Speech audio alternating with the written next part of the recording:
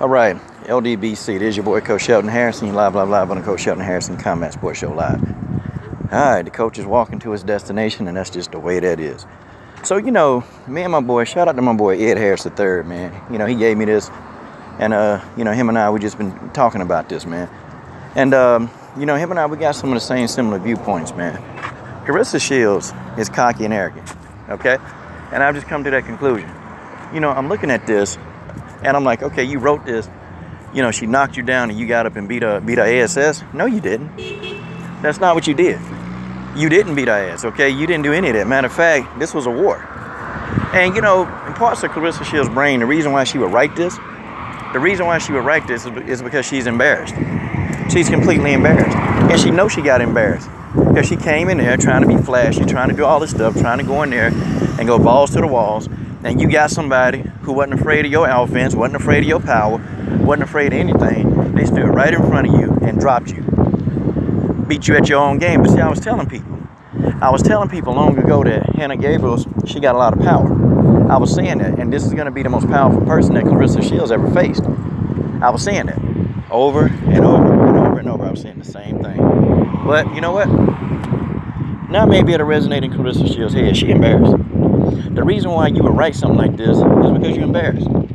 You know damn well that fight was tough, and that fight could have went either way. Could have.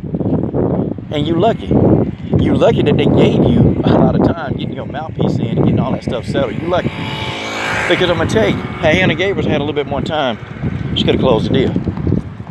Real talk. She could have closed the deal. But see, here go the thing of it is, Claressa Shields is cocky and arrogant. I'm going to tell you, before this fight went down, I reached out to her and her team. And I reached out to them, to get a quick interview, 20, 30-minute interview, maybe 15, I reached out to get an interview. And when you're leaving a management team, you're leaving them all these messages. And you can tell, when somebody click on a message that you sent and they can see it, you see the icon that show you that they saw it. Well, they just look at the message, look at them, and then you know what they do? They just wouldn't respond. Isn't that funny? That's real funny. But y'all like Ellie Setback, he can call on the phone. And that's cool. The guy got about 200,000 subs. I get it. You want to be put out there more? No worries. You know what Hannah Gabriels did when I reached out to her? It didn't take 5 responses. It didn't take 5 messages. When I reached out to her, Hannah Gabriels, the first time out, said, Coach, when you want to talk? You see how easy that was? She said, when you want to talk? She said, I'll be glad to talk to you. Coach, I appreciate you for thinking about me. That's what she said. And she reached out and gave me an interview. And you know what she did after her fight? She thanked me again. She thanked me again, okay? And she said, when I get home, we can do a post-fight, which, that's fine. See, you can tell different temperaments of people.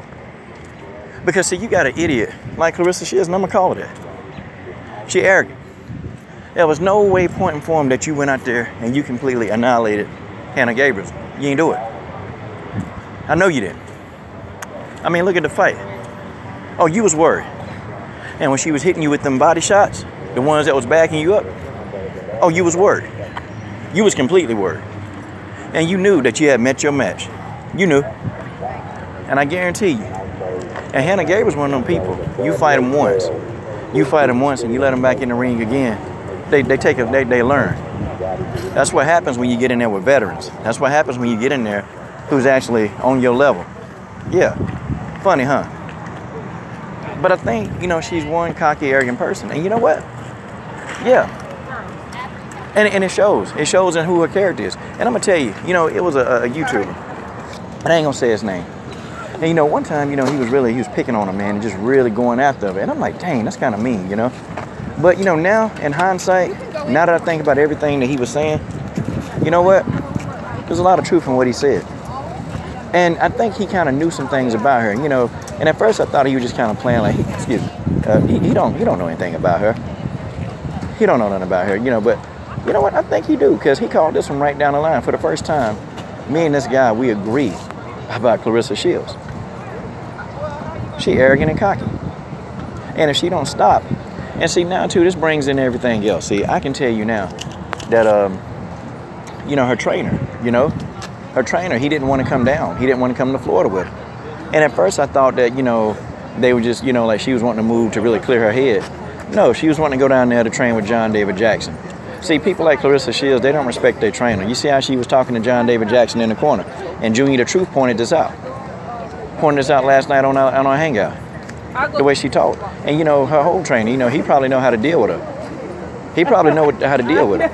And she was probably trying to dictate to him, look, you know, we need to go down here, and I want to get some more work in with this person, that person. And, you know, dude wasn't trying to have it. Dude wasn't trying to hear that. He wasn't trying to hear it. And, you know, that's what was happening. That's what was happening. So, you know, folks, you know, it is what it is, you know. It is what it is, and that's how she think. Hold on, y'all. Hold on, y'all. One day or two? One. She showed me hers, the one with How much is it for two? 2 2 days, it's the same, $10. Just ain't gotta stand in line. That's Okay. So I've been stood in this line. I might make a business decision not to show up. He said one day. One day, yeah. Kids don't make me mad. I might show up tomorrow. I don't know. Hey. Oh yeah. You got to give me this pen. Thank You thank you. Yeah, I'm trying to get over here and see what they're doing. Right. All right, y'all, I'm back. But yeah, man. So, you know, her trainer, he decided he didn't come. And now I understand the story, you know. He didn't come down there. He didn't want to be no second fiddle to no damn John David Jackson. He didn't want to play second fiddle to him, man. No, because he the one been training Claressa, getting her ready. He was there with all the gold medal runs. It was him. And I don't blame him. I wouldn't have went with her either. And you know what? She keep messing with John David Jackson. And I'm finna go because I'm getting into the stadium. She keep messing with John David Jackson. She gonna get knocked out. She's a different fighter. Much different. Much different than what I'm used to seeing. And that's just the way that is. I'm done. Gary now takes the lead.